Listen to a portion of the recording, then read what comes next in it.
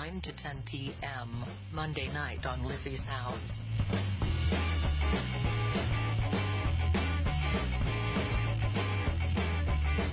The world you don't know.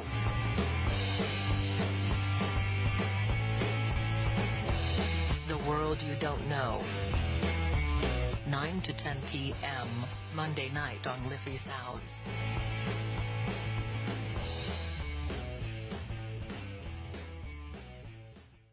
Now, good evening, ladies and gentlemen. You're very welcome along to this Monday edition of The World You Don't Know with myself, Mick O'Connell, and I've got a very interesting show for you tonight. I've got a good guest coming on, and we're going to be talking about a subject that I've wanted, should I say, to talk about for a long, long time, and that is the nefarious influences in the music industry. Now, and it is a subject that I've spoken about on the show many times before, but it's not a subject that I've ever had anybody on the show to talk about. So tonight I'm going to have a guest on to talk about this very thing. Now, we've got a new version of Skype on the computer. I think we've got a new computer in the studio, which will be much faster than the previous computer that we had up to last week. And there's a new version of Skype on it. So I just have to navigate my way around it. I need to add my guest onto Skype, and then I will get the interview underway. So what I'm going to do is I'm going to go into my own folder here now, and I'm going to try and find a song, and I'll play a song for you. That's what I will do, just till I get my guest on. As I said, I have to go in and mess around with Skype here, so it's going to take me a minute or two. So I'm going to look for a nice long song. Let me see. I'll play Coldplay, Clocks. Good song. Haven't heard it for a while. Anyway, that's what I'm going to do, and then I'm going to try and get my guest on. So if you bear with me, folks, we'll be back to you all in a couple of minutes, okay? And we'll get our interview underway. So talk to you very soon. Can you hear me? Oh, is that Mick? It is Mick. How are you, Mark? Thanks very much for calling me in there.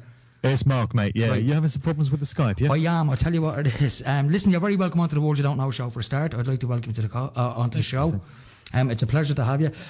Yeah, I'll tell you what the problem is. They've got brand new computers in the studio, and they've put a brand new version of Skype on the computer, and it just popped up all black, and I said, oh, yeah, what's going on here, you know? But that's why I asked Trevor to get you to call me. Can you bring Trevor into that call, can you? Well, let me just try.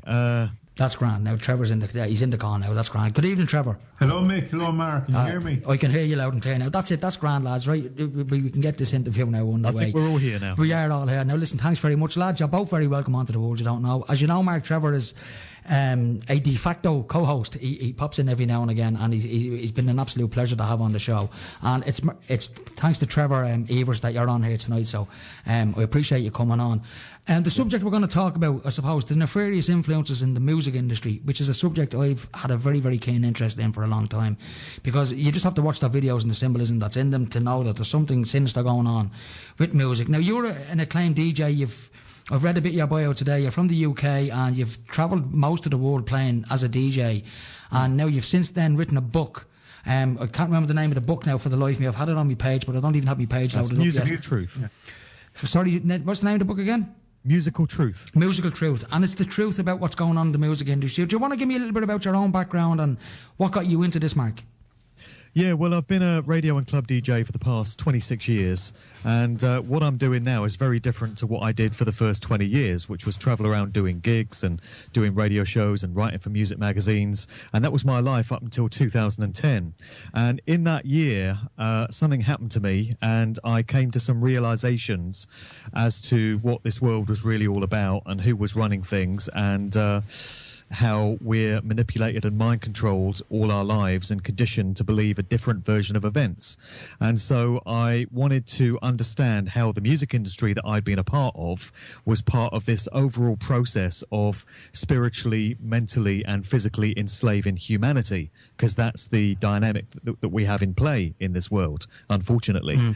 And so I threw myself into research to look at the part that the music industry plays in this overall process. And it's one of so many different strands. You know, you could be looking at the banking and financial industries and the way they screw people over. You could be looking at the world of academia, you know, universities and colleges and all the misinformation that they give to people under the guise of education.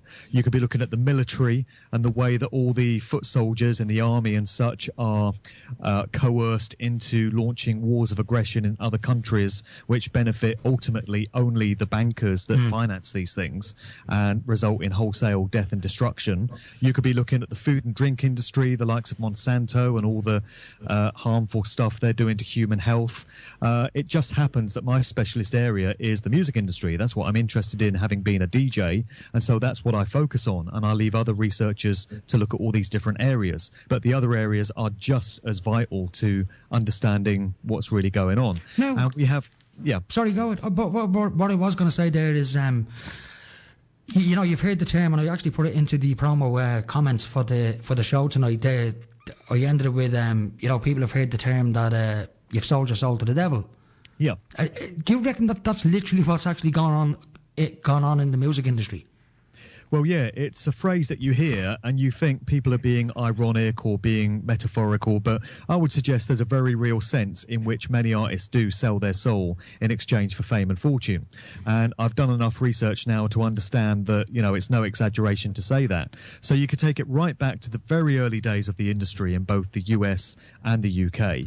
And you could take it all the way forward to present day. And there are so many artists you can put forward as examples of those that do seem to have lost their humanity and degraded their spirituality in exchange for fame and fortune.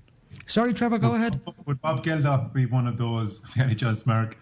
Well, yeah, I think there's different ways in which people are inducted into the industry. I think in many cases it's down to the bloodline, the genealogy from which these people come. So we're talking about families going back many, many generations, and the children that are born into these families are put to use in various roles in the public eye. So some of them are put out to us as rock musicians. Some of them are given to us as Hollywood actors. Other ones are given as world leaders, politicians, you know. Bob Geldof, very dark character, lots to know about him. I think his father was a very well-known barrister, I believe, in Dublin back in the 60s and 70s.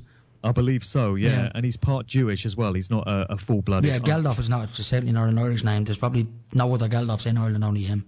Yeah, exactly. And then you've got guys like Bono, you know. We love Bono over here. Don't start slagging Bono off now, we love Bono. I'm only joking, no one likes Bono in Ireland. Yeah, I know what Irish people think about Bono, don't worry. We love Bono. And I'll keep it clean for the sake of this radio show. Go ahead. But, yeah, Bono, I think, would be a good example of somebody that is inducted into the industry. So I think there are musicians that start out kind of organically under their own steam, and they show a bit of promise. They show they've got some talent. And those that control the industry keep an eye on them, and they think to themselves, this individual could be of use to us in furthering the agenda. I can see a way in which, you know, this individual or this group could be put to use. And so they're kind of made an offer they can't refuse in a Godfather style, you know, and invited to sign on the dotted line on a contract. And they find that they're then elevated to upper levels of the industry. But it comes at a very heavy price. So their humanity is no longer their own. Because what we're talking about is a dark occult priest class that are presiding over these industries. So they have a religious belief system which is steeped in basically Satanism, Luciferianism, and dark occultism. And I know it's shocking for people to hear that, but that's the truth of the matter. I mean, you just have to look at some of their videos. I mean, you know, the likes of Beyonce, all these top divas and some of these top rap stars. The amount of, and I'll quote, Illuminati symbolism, like pyramids, stars, you know, Baphomet, all these things. You see them popping up in all these videos, and it's getting more and more in your face now than it was, say, 20 years ago, when most people would have noticed it. I certainly didn't notice it 20 years ago. I'm not saying it wasn't there, it just wasn't tuned into that sort of stuff. Sure. And what's all that stuff doing there? You know, it's a very pertinent question. A lot of people will chalk it up as, oh, these artists are just trying to be controversial. They're just trying to get talked about. They put this stuff in their videos because they know it gets noticed and it gets them chatted about. I think there's far more to it than that. There has to be something to explain why these same signs and symbols are cropping up time and time again. And why do you get things like demonic entities, like Archon-type, you know, hideous entities spliced into music videos from the likes of Robin Thicke and Beyonce and Lil Wayne? They have absolutely no place in those songs. So Robin Thicke, for example, his song Get Her Back, if you watch the video, and you've got to be very, very quick with the pause button because it's spliced in there for a fraction of a second. But you get this demonic entity, this horrible face that just appears in the video, and that goes straight into the subconscious mind of people that are watching that video. They've got no recollection of the fact that they've absorbed it because the conscious mind has missed it, but it's having an effect on people. And I bet it's giving kids nightmares when they watch these videos and then, you know, try and sleep at night, and they've taken that into their subliminal. And it's in a Beyonce video as well, EXO. Why are demonic entities spliced into music videos? Can anyone answer that for me? You know, is it just for controversy? Is it just to get these artists talked about? I don't think so. You know, I spoke of this subject very recently with a friend, and I was saying to him, you know, with all this symbolism that's in videos and stuff like that, I think I even said it to Trevor once, I'm not sure. What I was wondering was, has the music industry latched onto the fact that with the advent of the internet, an awful lot of people now are looking at conspiracies and stuff like that, and the Illuminati will pop up in almost every conspiracy, so all the symbols then that go with all of that and stuff like that, are they just latching on to something that has become part of popular culture and they're just using it to promote their own stuff? Or, as you just said, is there a nefarious thing going on within the music industry? I think there is something bad going on within the music industry, something purely evil. I mean, I can see it in the music industry, you know. Well, I think so too. I think there probably are instances of certain record labels or certain producers or certain artists that latch on to this because they've picked up on the fact that these symbols are getting talked about. So there probably are a few that are doing it for the sake of controversy. But I think the overarching agenda is methods of communication to the subconscious mind of the general public. So they're putting these signs and symbols into our minds, and they're having an effect on our thoughts and our behaviors and our perceptions. And also it's a method of communication between these occult practitioners. So when you get an artist throwing up the Baphomet horned hand sign or doing the 666 sign with their fingers, you know, it's a way of communicating to somebody else that knows what to look out for, that this is one of our artists. This artist is down with the agenda. They're one of us. That's what I was thinking. It's sort of like gang signs, secret gang signs. That's what it is. That's what it is. And there's so many different artists doing it. You know, you have Cliff Richard and Paul McCartney, or is it, throwing up the 666 hand sign. And then you have Beyonce doing it as well, and Lady Gaga and people like that. So you think these artists are from different generations and different genres of music. And yet they're all doing the same thing. Up the same signs. So what's the consistent factor here? It is that all these artists are ultimately owned and controlled by the same groups and networks and individuals. And it's a very nefarious agenda, and it doesn't have humanity's best interests at heart. So, you know, it's in the general public's best interest to pay attention to this stuff, particularly the parents of young kids, because it's often young people that are in the crosshairs of, you know, I mean, I'm 45. I don't watch music videos. I like me music. I listen to music, but I don't watch music videos. Right. For that very reason, because I can see the crap that's going on in the videos, so I choose not to watch them. But as you just said there, children don't have that option. They're glued to a television. They're not even aware of what it is they're watching. But as you said, it's gotten very deep into their subconscious. Right. Well, I don't watch music videos either, except for research purposes. I've got no interest in watching them for leisure. But yeah, kids love them. So parents of young children have to be very vigilant in terms of the stuff that they're exposed to. You just, you know, got to know what you're looking out for. Obviously, some artists are more offensive than others. So the average Miley Cyrus video these days and the average Rihanna video and probably Beyonce is going to be full of stuff that, you know, might be a bit suspect. There are other groups that don't seem so bad. But I caught my 7-year-old girl watching a video by Little Mix, who seem, you know, reasonably innocent, and they've got a track called Black Magic, which, despite the title, seems relatively innocent. But she was watching it on YouTube, and just as the video was about to end, it was about to link to another video about black magic, which was not suitable for, you know, a young child. And a child watching YouTube and they're home without a parent present, it's going to go on to that next video, and as you said, they'll be exposed then to something rather dark. Listen, I need to go to an ad break. Do you mind holding on? Sorry? Parental vigilance is definitely required. Oh, without a shadow of a doubt, Mark, without a doubt. Listen, I need to go to an ad break, so do you mind hanging on for a couple of minutes? Yeah, no worries. And lads, if you could mute your microphones, that would be very good, because as Skype is on the same fader as the computer here, so if you're talking in the background, you'll be able to hear it during the ad, so if you could mute your mics, that'd be great. Folks, we'll be back in 2 minutes with Mark and Trevor. Broadcasting to Lucan, this is Liffey Sound, 96.4 FM. Now, folks, you're very welcome back. Now, just before I go back to Mark and Trevor, I just want to say I made a big boo-boo this morning. I'd completely forgotten that I was to have Mark on, and I double booked another guest, a previous guest, Mr. Tom Ryan. So Tom is listening. I apologise profusely for that mix-up this morning, and I hope to bring Tom onto a show very, very soon to talk about sovereignty and a few other subjects as well. But as I said, I double booked this morning. That was a big mistake on my part, but I'd already arranged to have Mark on and completely forgot. Unprofessional, I know, but sure, these things happen, folks. Anyway, I do hope to have Tom Ryan on in the near future, so very good guest as well, so one to look out for. Now, lads, you still with me, yeah? Still here. That's great. Mark, I want to put a question to you, Mark. I know a band over here, and I'm sure Trevor knows them very well, Aslan. A great Irish band, right? And I've always had a theory as to why they never made it outside of Ireland, because amongst Irish people who like music, most Irish people will tell you they're better than you too. They would, even live, like, they're an absolutely fantastic band. But if you read the lyrics of a lot of their songs, their early stuff, it's the kind of music and the kind of lyrics that get you thinking about yourself and your place in the world and stuff like that. And I think it's the kind of music that could wake you up. If you were someone that was, I don't even like using the term asleep, but someone that wasn't wise to what was going on in the world. And I've always had a theory that the reason they never made it was because of the kind of songs they wrote. Would you agree with that? Well, it could well be, yeah. The controllers of this industry don't like groups that inspire and uplift humanity and give us message music. Certainly with contemporary stuff, there's no message in mainstream music at all right now. It's just completely empty and it's just junk and devoid of spirit.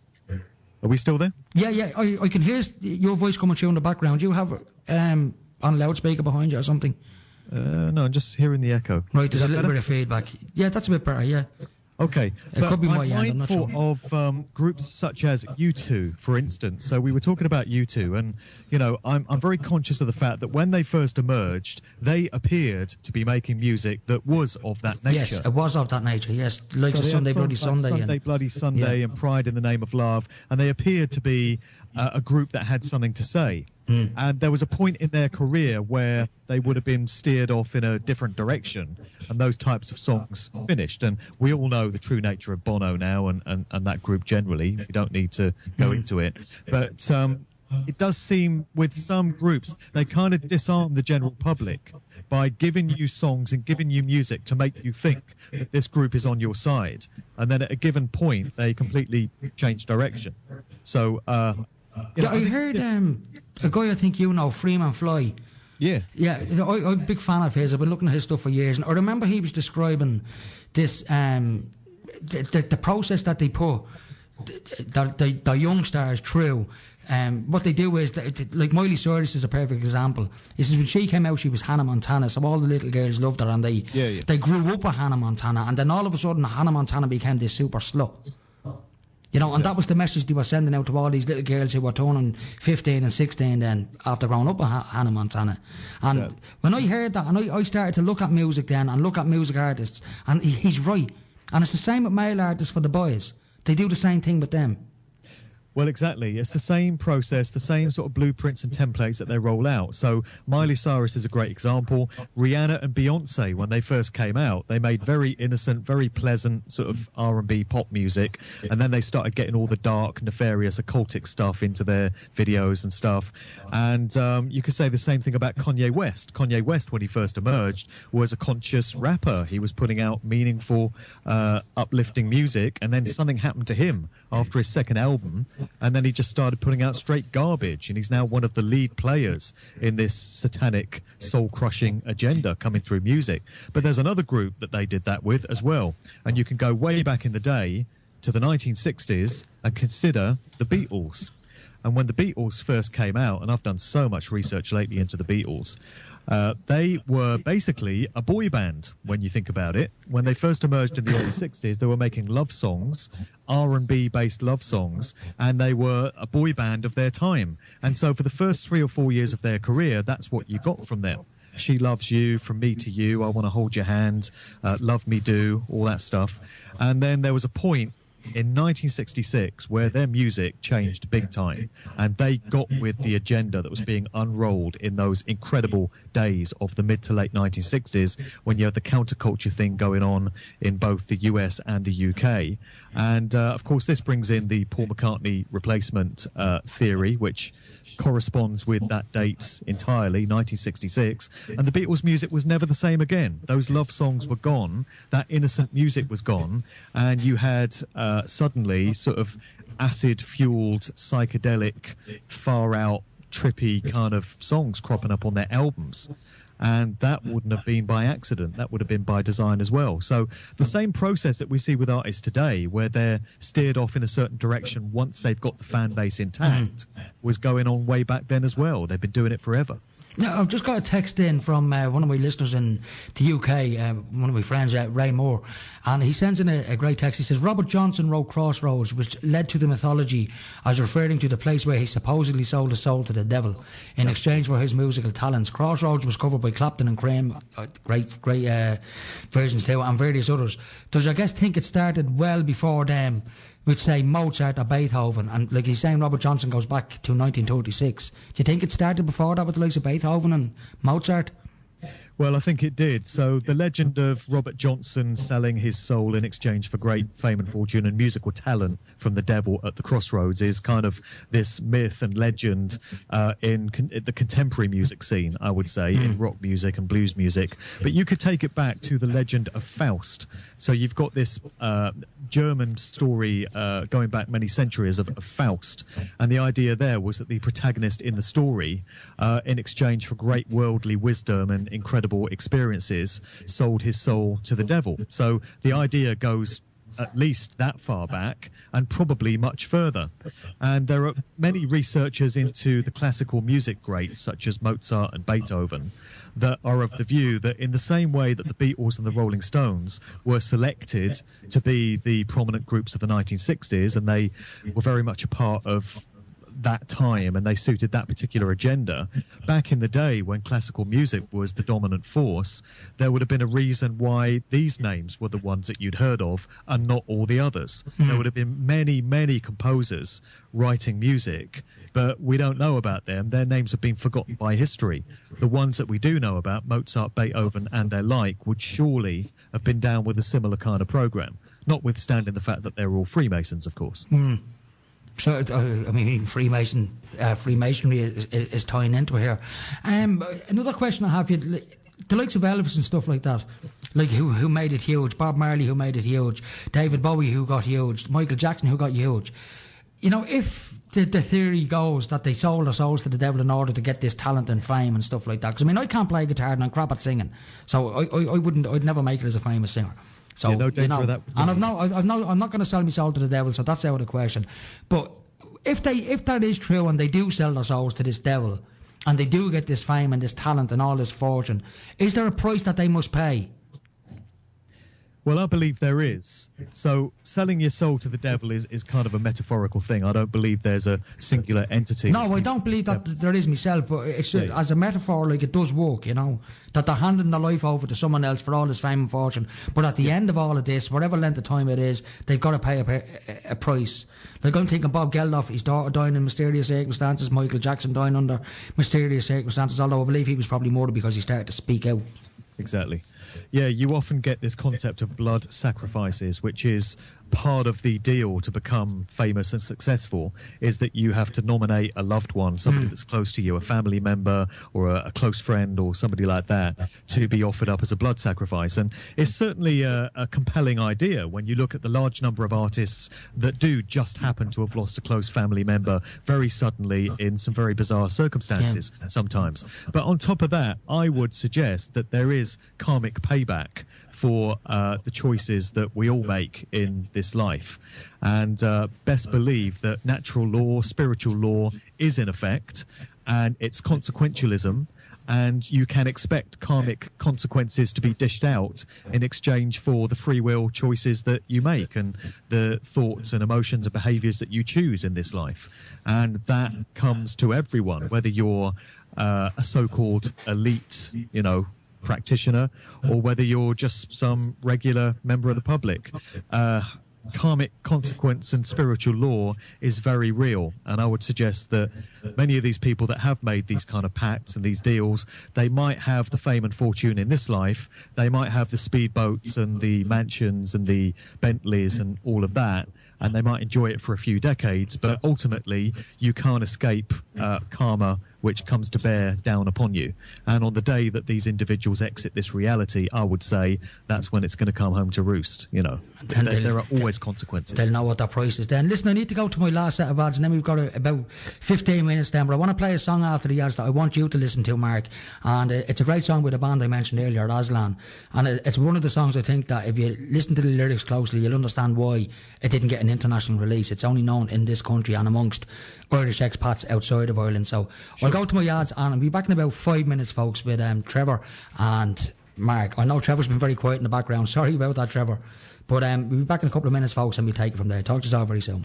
Okay. You're listening to Liffey Sound, www.liffesoundfm.ie. Listen online, community radio at its best. Now, folks, that was Aslan, Christy Dignaman. You Gotta Make It. Did you hear that song there, Mark? Yeah, I heard that, yeah. The lyrics in that, for me, I'll tell you why I like that song so much. I was never into that band. I mean, they're a Dublin band. I know the lead singer personally, we're quite good friends. Yeah, I don't know them at all. You don't know them? No. Well, you're not supposed to, you see, because you don't want anybody outside Ireland knowing who Aslan are because of what's in their music. I firmly believe that, and I've always said it. The media over here will tell you that Aslan never made it because the lead singer was a heroin addict. He's probably one of Ireland's most famous heroin addicts, or he was. I mean, he's still alive now, but I mean, he's battled cancer and all, but the Rolling Stones put on every drug under the sun. Was a heroin addict. Exactly, you know. Like, so to think that they didn't make it because he was on drugs is bullshit. They didn't make it because of the stuff that he sings about. I've always said that. And bands like him will never be allowed to make it because of the influence they will have on people. Look what happened during the hippie era in the 60s. They you know, the establishment shit themselves. You know, when all that went down with John Lennon and give peace a chance, well, that's the last thing they wanted. Controlling it, didn't they? Immediately. They did, yeah, and that's what I'm saying. Let it go its own way. But I think it backfired on them. I've heard stories about the CIA, you know, encouraging the hippie revolution in the 60s, but it got out of control on them. You know, it was started out as a social experiment.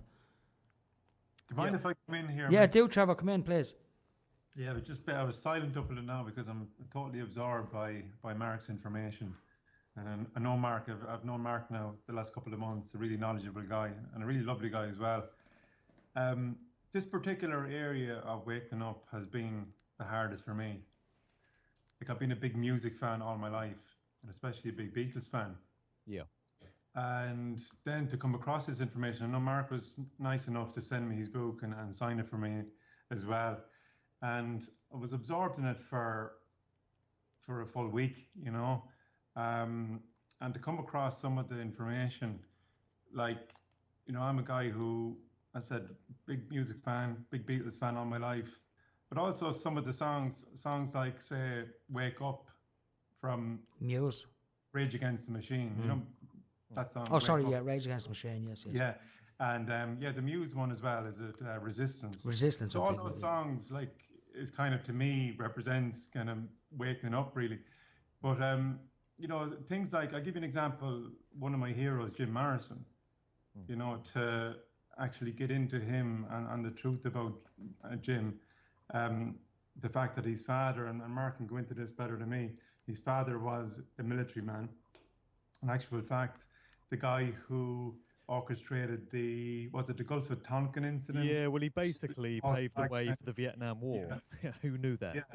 Yeah. And that never happened. So, yeah, that kind of blew my mind. You know, I didn't know that information. But then when I started looking into Jim Morrison itself, like, to me, like the rant he gave in Miami in 1969, have you ever heard that one?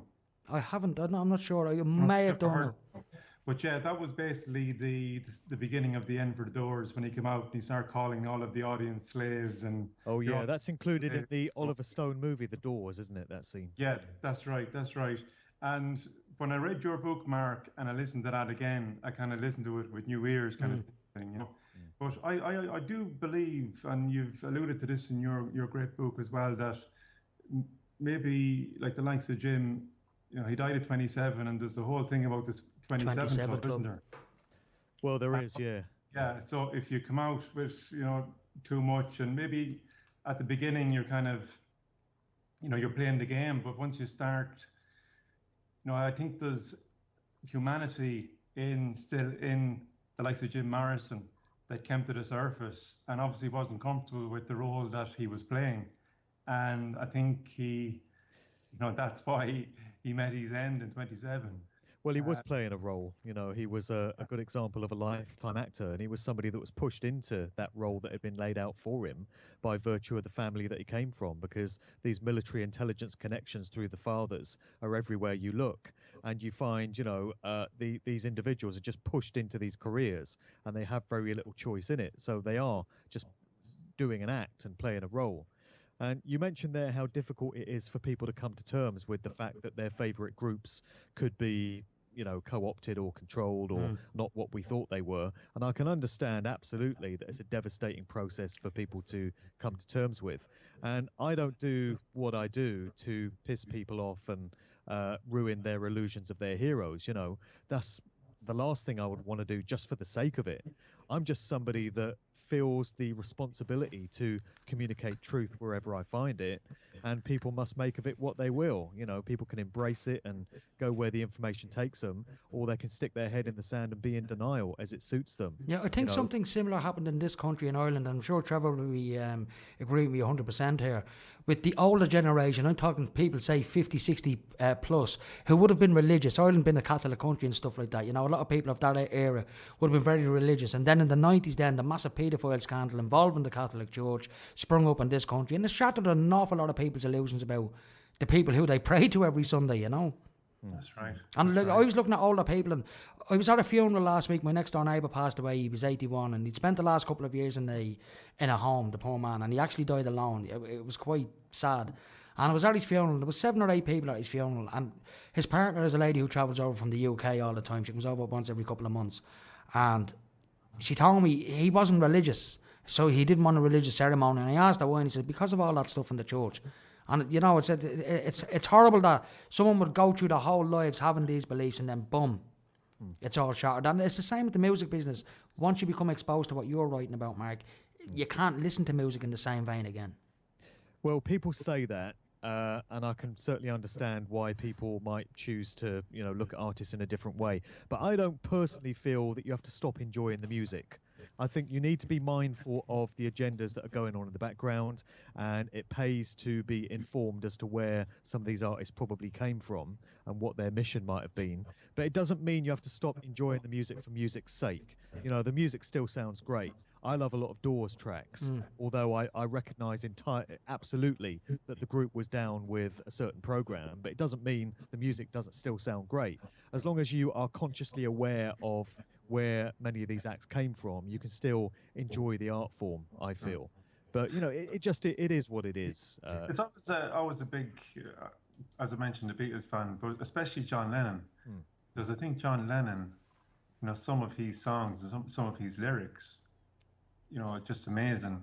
Well, his solo work after the Beatles split up was incredible. Yeah, that fantastic stuff. Yeah, 97. Like he has a song like "Give Me Some Truth." Yeah. And if you ever look at the lyrics to that song, it'll just blow you away. It's amazing.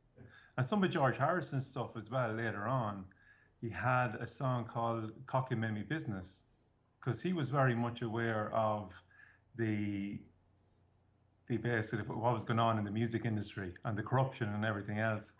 And there's some people don't know a lot of the songs that are there that I think another thing, and Mick I noticed as well, like Sinead O'Connor, who's the Irish singer, like she speaks out fairly regularly about the truth about the music industry. She's been letting an awful lot of truth out on Facebook over the last year about members of her own family too.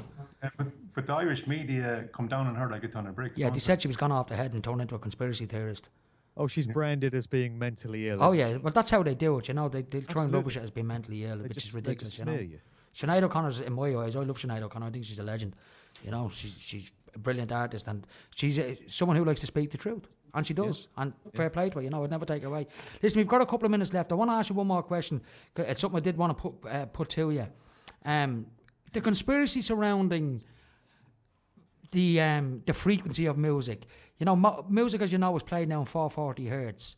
And the natural resonance for music should be 432. And there's talk online and in books and magazines and that, that there was a conspiracy concocted for 50 or 60 years ago to change the frequency of music because at 440 it has a negative effect on those listening to it. Do you know anything about that? Well, musicologists and producers swear that 432 is a harmonic frequency that we should be listening to music at, in terms of the pitch that musical instruments are tuned to and recordings are made to, and that 440 is a very dissonant, discordant frequency which plays havoc with the body's energy fields and our resonance and stuff like that. 432 is the one that is in sync with the way our bodies and minds and auric fields work. And so it would appear to be a conspiracy deliberately to affect music on an unseen level that we listen to. And what kind of an effect do you think it might have on people who are listening to it? I mean, we all listen to it on 440. Everything's broadcast on 440 radio stations and whatnot. So what kind of an effect do you think it is having on people? Do you think it's making people crazy? Well, those that have researched this subject area say that listening to music at 440 can make you kind of agitated and not at ease, not at rest. You feel on edge. Right. You don't feel relaxed. Hence all the fights outside nightclubs on a Saturday night. Yeah, well... It'd make you wonder though, wouldn't it? Probably listening to Lil Wayne and Nicki Minaj. That can do that to you. That'll do it, John, on any night of the week. Don't mind a Friday night. Well, listen, unfortunately we have come to the end of the show. It's 2 minutes to 10, so I do have to let you both go. Mark, you have a website, don't you? Yes, markdevlin.co.uk, and there's information about the book at musicaltruthbook.com, and the book's on Amazon if anyone wants to seek it out there. Right, and I will put links up on the World You Don't Know page later on for anyone that's interested if they want to go and have a look. And we will podcast the show tomorrow, Mark, and I will send you on the link. So I'd like to thank you for coming on, and I'd love to get you on again. An hour is not, it wasn't even an hour, and it's not enough time, unfortunately. But if you'd agree to come back at a future date, I'd love to get you back on. Oh, happy to come back, absolutely. That'll be brilliant. So, folks, can I just say before we go that Mark is coming over to Waterford? Oh, yes, mention that, by the way, Trevor, will you please? Yeah. I'm in the process of organising an Awake and Aware event, an open mind conference in Waterford at the end of February. And thankfully, Mark is going to be one of the speakers at that. So that's going to be great. Right, and I hope to attend that myself. And so we can promote it on the show anyway and let as many people know as possible. It'd be something that'd be well worth going to. So, folks, this has been The World You Don't Know, and I'd like to thank my guests, Mark Devlin and Trevor Eivers. Thanks very much, lads, for coming on. No worries, man. Right, talk to us all very soon. Folks, that has been Mark Devlin and Trevor Eivers, and what an interesting subject. It is something I've spoken about on the show before, the nefarious influences in the music industry, and it's something I urge you to go away and have a look at. The amount of symbolism you see in videos these days, it's off the scale, and it's not pretty, it's satanic in nature, and there is a nefarious agenda going on, and it's not a good one. Anyway, folks, this has been The World You Don't Know, so until next week, remember, the world is full of wonderful people, and if you can't find one, you have to be one. So until next week, folks, I'll talk to you all very soon.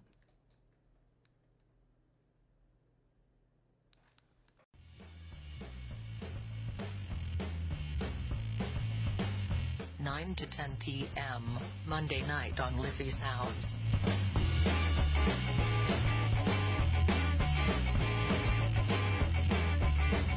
The World You Don't Know.